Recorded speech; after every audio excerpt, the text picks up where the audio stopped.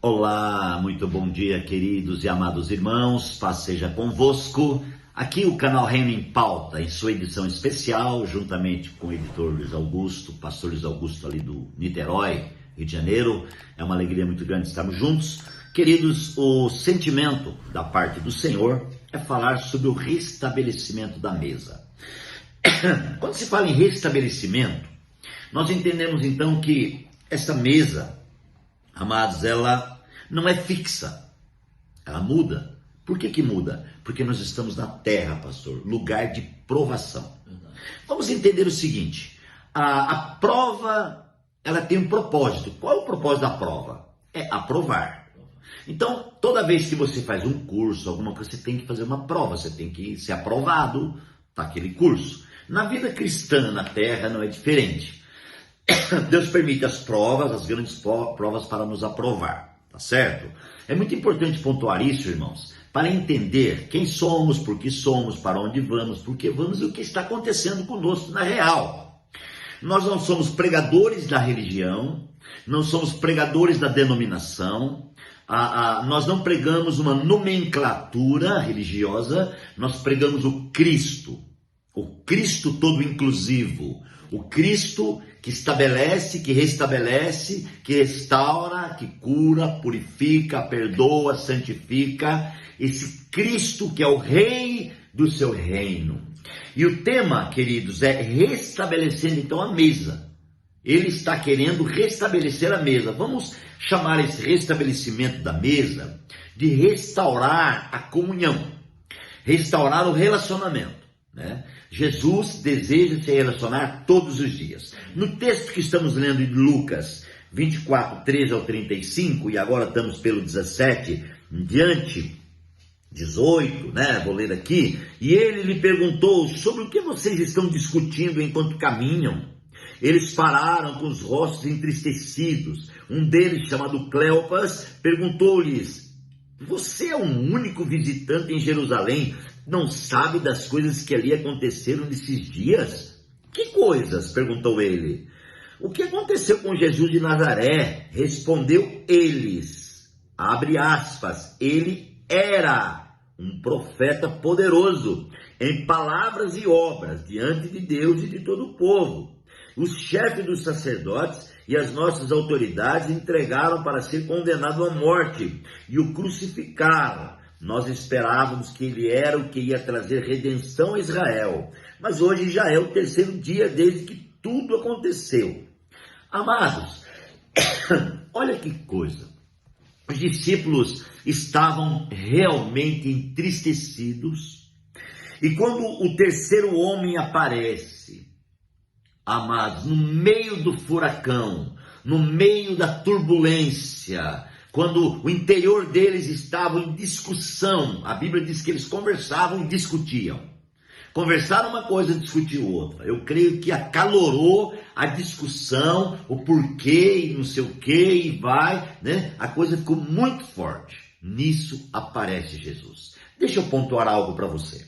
No momento que você está na prova, dentro da prova, naquele momento que você não sabe responder a prova, que você olha a pergunta e diz: não estou entendendo. Quantas vezes nós vamos responder uma prova e olhamos e não entendemos? Eu mesmo, quando vou fazer uma prova que eu não entendo, o que eu faço? Eu vou para outra prova, eu vou para outra pergunta. Até então a minha mente trabalhar e voltar àquela pergunta para responder.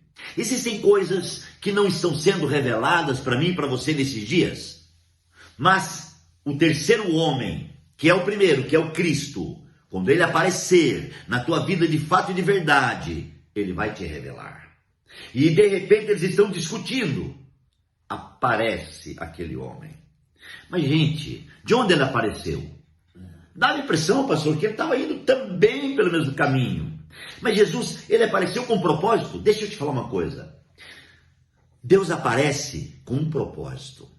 A Bíblia diz: não foi vós que escolhestes a mim, mas eu vos escolhi. Então, quem chama é ele, quem escolhe é ele, quem aparece é ele. Ele apareceu no momento difícil, de discussão, de uma situação, de uma desesperança. Ele apareceu no meio da prova. Deixa eu te falar, e o pastor Luiz já vai falar. Deus está aparecendo no meio da sua prova. Creia nisso. Glória a Deus. Quando você perde a comunhão, entra a discussão. Sim. A harmonia sai e entra a discussão. Eles estavam batendo boca, quebrando o pau no caminho, discutindo. E Jesus chega e aparece e pergunta: está vendo entre vocês? Por que vocês estão discutindo? Né? Dando oportunidade para eles abrirem o coração. E eles falam que Jesus era ou foi profeta. Sim. Por quê? Porque você só consegue saber quem Jesus é quando você ganha a revelação. Puxa, meu Deus. Lembra de Jesus com os discípulos? Quem dizeis aí o povo que eu sou? Sim. Um diz que é João Batista, outro diz que é Elias, outro diz que é fulano, outro diz que é ciclano e tal. Ninguém sabia nada. E Jesus veio para eles por discípulos e vós. Quem dizeis que eu sou? E Pedro fala: tu és o Cristo. Glória a Deus. Glória Nós a temos Deus. visto que tu és o Cristo, o Filho de Deus. E Jesus fala assim: bem-aventurado é tu, Simão Barjonas, que não foi carne nem sangue que revelou, mas meu Pai. Por que ele pode saber? Porque Deus deu a Pedro uma revelação de quem era Cristo. Quantos de nós estão na igreja e não sabem quem é Cristo, porque não ganharam uma revelação? Cristo para eles é o abençoador, Cristo para eles é o realizador de desejos, Cristo para eles é o gênio da lâmpada, da três esfregadinha, o três esponinho, né, que realiza três desejos. Não. Ele é o Senhor, o Salvador. Glória a Deus. E ele nunca quebra a mesa, irmão.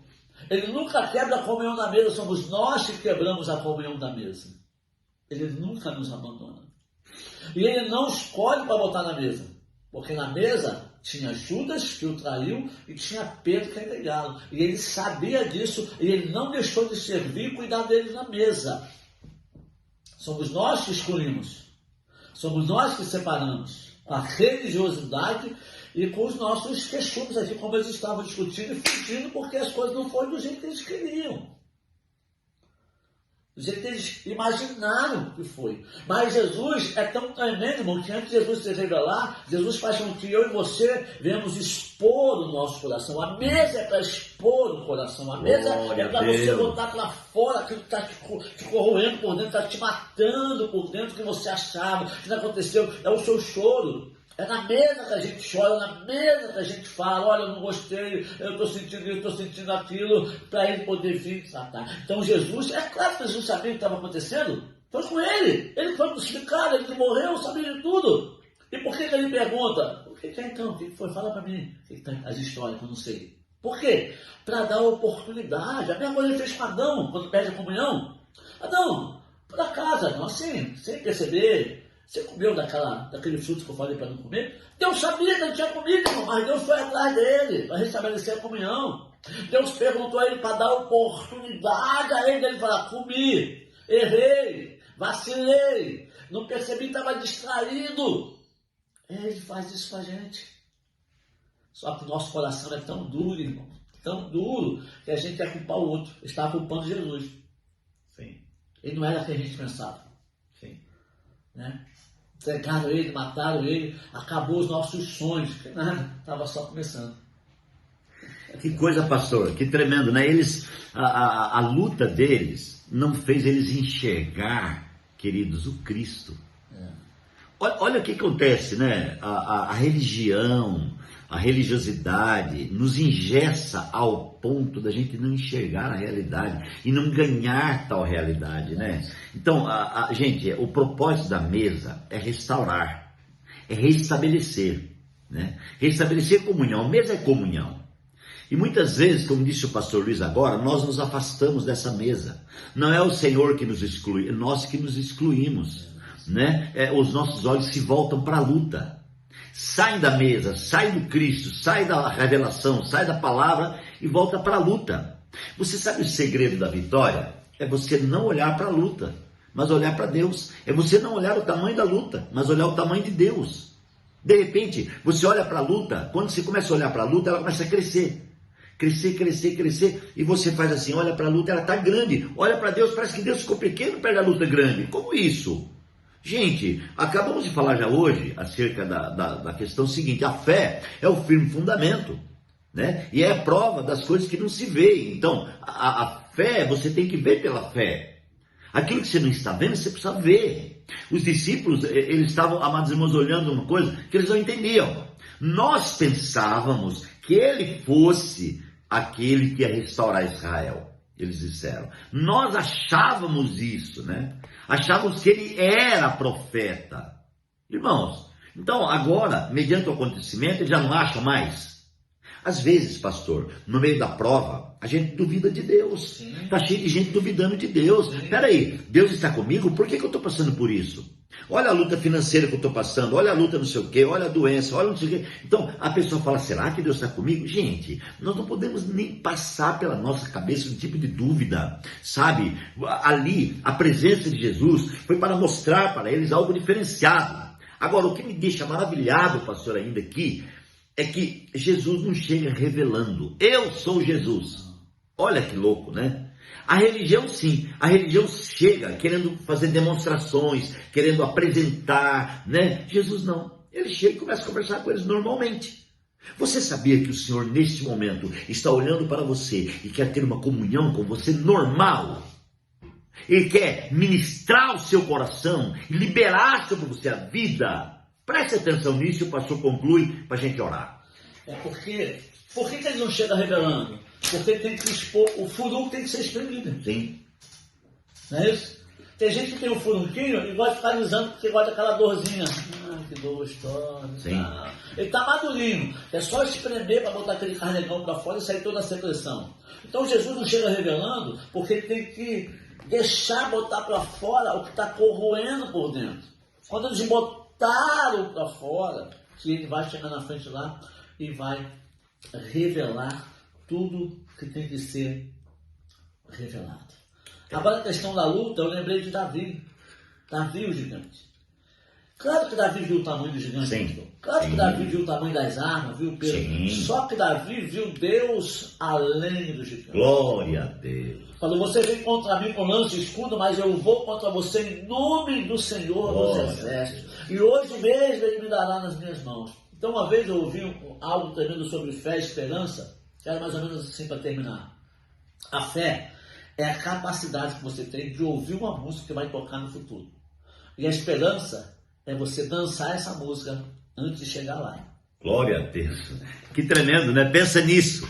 Pai, obrigado por mais um dia. Obrigado por mais uma reflexão. Sim. Que o Senhor continue abençoando a cada um. Deus, nós te bendizemos. Em nome do Senhor Jesus. Queridos, continue conosco. Nós seguimos aí. Esta é a terceira reflexão. Tem 7. Beijo no coração e até amanhã.